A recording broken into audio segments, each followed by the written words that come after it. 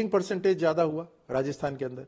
Voting percentage तब ज्यादा होता है जब वोटर में, मतदाता में एक उत्साह होता है।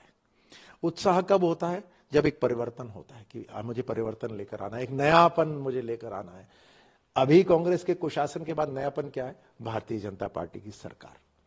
दूसरा, सब लोगों से जो मैंने बातचीत करी तो यही निकल कर आया कि साहब इस बार वोटर बहुत साइलेंट था, यानी अपने पड़ोसी को भी नहीं बता रहा था कि वोट कहां दिया है। ऐसे में एग्जिट पोल वालों को कितना बताया होगा और कितना नहीं बताया होगा, मुझे लगता है आप और हम इसका आकलन कर सकते हैं।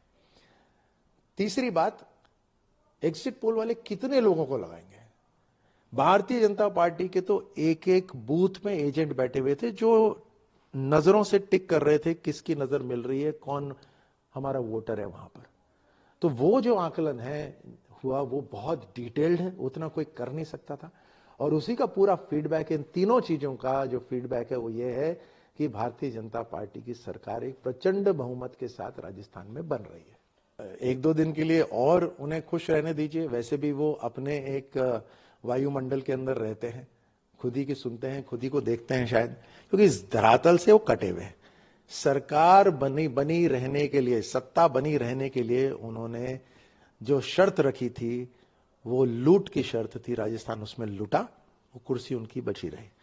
और इसी कारण से जो उन्होंने थोतली घोषणाएं करी, जो खोखली घोषणाएं करी, वो जनता ने भुगत ली। 10 दिन के अंदर लोन माफी हो जाएगी, 19,000 लोगों की जमीनें कुर्क हो गई। आपने कहा कि साहब हम बेरोजगारी भत्ता देंगे, युवाओं का भविष्य तय करेंगे। पहली बात तो जो योजना ही बेरोजगारी के लेकर आता है वो रोजगार कहां से देगा? और दूसरी, जो लाख योजनाओं की रोजगार की जो बात करी, उस पर संविदा पे नौकरी दी उन्होंने, कॉन्ट्रैक्चुअल नौकरी दी, 300 रुपए दिहाड़ी। तेल इतना महंगा था कि वो दिहाड़ी उसी में निकल जाती थी। 19 बार पेपर लीक हुए यहां पर। तो ले देकर उन्होंने ना किसानों को, ना युवाओं को, ना महिलाओं को, किसी को नहीं बख्शा यहां पर। तो हर तरह से उनकी गारंटी खोखली है। देखिए, रेपुटेशन बनाने में समय लगता है, लेकिन रेपुटेशन एक दिन में बिगड़ जाती है। यहां तो इन्होंने 5 साल लगाए हैं अपने रेपुटेशन बिगाड़ने में। उधर प्रधानमंत्री मोदी जी का 10 साल का कार्यकाल ऐसा जिससे लोगों के मन में एक विश्वास बन गया है। आज घर घर ढाणी ढाणी के अंदर बच्चा बच्चा बोलता है मोदी जी की गारंटी। ये विश्वास है, ये फर्क है। इस फर्क से ही मतदान हुआ है।